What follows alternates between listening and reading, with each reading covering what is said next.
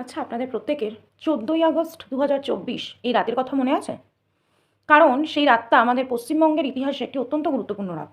সেদিন আমি, আপনি, আপনারা প্রত্যেকে একটি মেয়ের ওপর ঘটে চলা গণধর্ষণের প্রতিবাদে মহানগর থেকে গ্রাম উই ওয়ান্ট জাস্টিস এই শব্দে প্রতিধ্বনিত করেছিলাম এবং বলেছিলাম আমরা প্রত্যেকে বিচার চাই।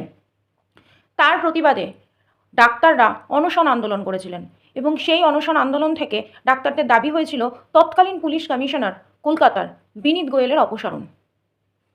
আরজি করের নির্যাতিতা কতটা বিচার পাবে কিংবা পেয়েছেন সেটা তো সময় বলবে।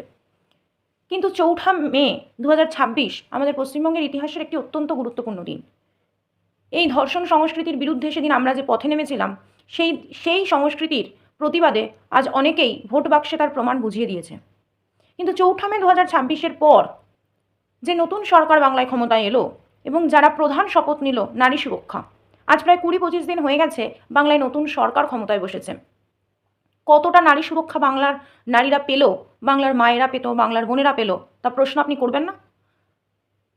গত 23 মে 2026 বেহালার সরসুনায় 12 বছরের একজন নাবালিকাকে চকলেটের লোভ দেখিয়ে তাকে গণধর্ষণ করা হয়।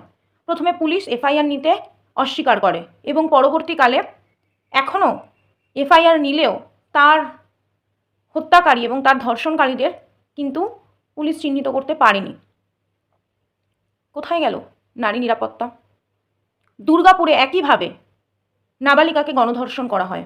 শান্তিপুরে পক্সো মামলায় জোর করে পুলিশকে এফআইআর না নিতে বাধ্য করে একজন নেতা, একটি দলের নেতা।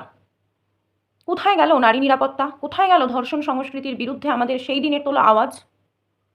ধর্ষণ সংস্কৃতির বিরুদ্ধে প্রতিবাদটা যদি এই রকম হয় যে নির্যাতিতার মা শুধুমাত্র একটি রাজনৈতিক দল থেকে দাঁড়িয়ে যাবেন এবং তার নিজেকে বিধায়ক বা সাংসদ হিসেবে প্রতিস্থাপিত করবেন এবং বাংলায় তিনি একজন বিধায়িকা হিসেবে বা বিধায়ক হিসেবে পরিচিত হবেন, তাহলে মনে হয় না আমরা ধর্ষণ সংস্কৃতিকে বাংলার থেকে কিংবা ভারতবর্ষ থেকে কোনোদিনই মুছে ফেলতে পারবো।